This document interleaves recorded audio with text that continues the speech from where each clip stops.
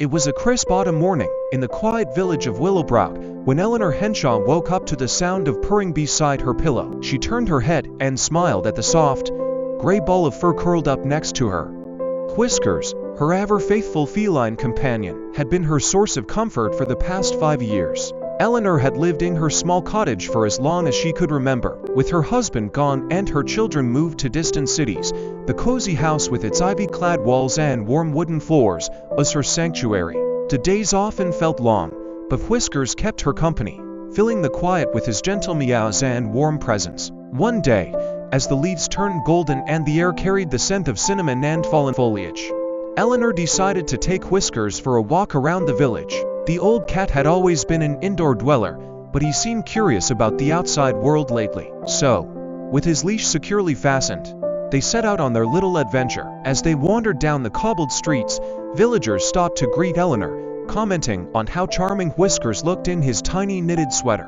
Eleanor beamed with pride, happy to have an excuse to chat with her neighbors. She visited the bakery, where Mrs. Pembroke gave Whiskers a small piece of fish, and stopped by the bookstore, where young Lucy, the shopkeeper's daughter, stroked his velvety ears with delight. Days passed, and the routine walks with Whiskers became a source of joy for Eleanor. He had a way of bringing people together. One morning, while walking past the park, she met Mr. Turner, a retired schoolteacher, who often sat on a bench feeding the pigeons.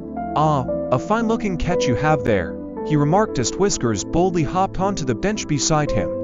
Eleanor chuckled. "He certainly thinks he owns the place." The two of them talked about books, the weather, and their memories of Willowbrook. Soon, their morning walks turned into daily meetups, where they shared stories over cups of warm tea from Eleanor's thermos. As winter approached, Eleanor found herself looking forward to her mornings with Mr. Turner and Whiskers. The once lonely season felt less daunting with newfound companionship.